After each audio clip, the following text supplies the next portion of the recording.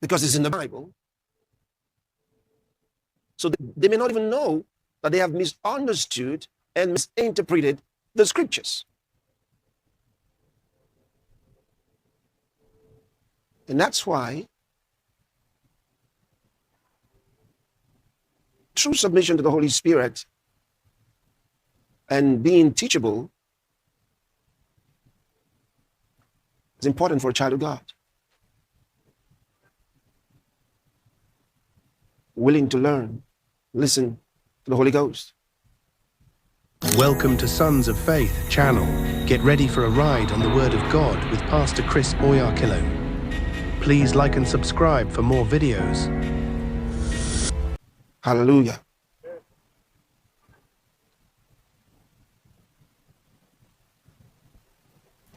Second Corinthians. Beautiful verse. Chapter 4. Look at verse 2.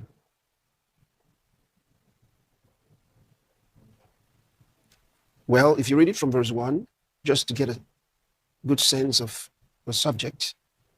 But it's actually a line there that I want you to see. We'll get to it in a second. So let's read from verse 1. Therefore, seeing we have this ministry, as we have received mercy, we faint not, but have renounced the hidden things of dishonesty, not walking in craftiness, nor handling the word of God deceitfully. Look at the next thing. But by manifestation of the truth,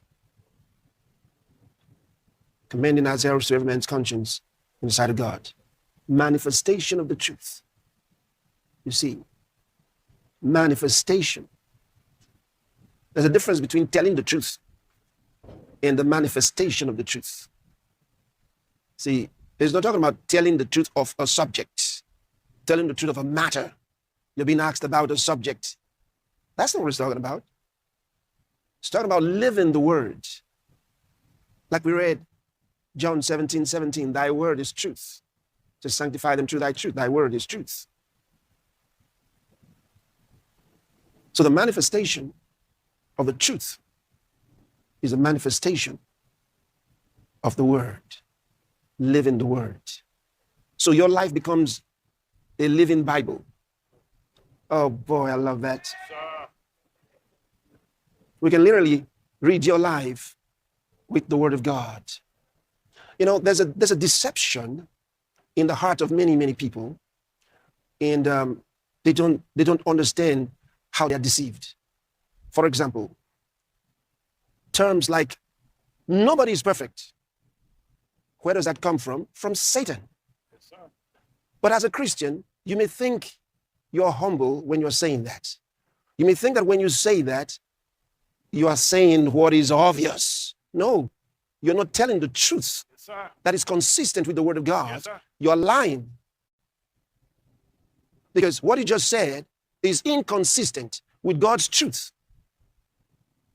So when you say nobody's perfect, how did you know? First of all, how did you know? Do you even know what perfection is? Who measures perfection? It's God. So why do you judge by saying no one is perfect? When you say nobody is perfect, you have judged everybody. So you have arrogated to yourself this authority that was not given to you to judge everybody. And then you've declared God to be a liar. Because God said, be perfect as your heavenly Father is perfect. Yes, he said so. Yes, he demands it of you. Yes, so when you say nobody is, you're saying nobody can be. Yes, you're saying God deceived you by telling you to be perfect when he knew you couldn't be. So where did you get the term nobody's perfect? It's not in the Bible. Yes, but it's easy to say it.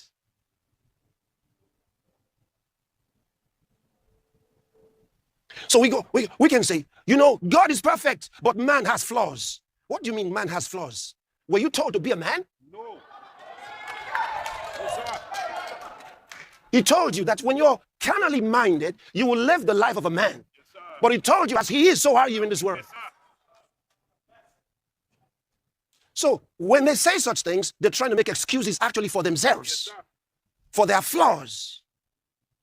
So if I say, you know, God is perfect, only God is perfect. Man has flaws. Even pastors have flaws. So when I say that, I'm trying to say, excuse my flaws. Yes, sir.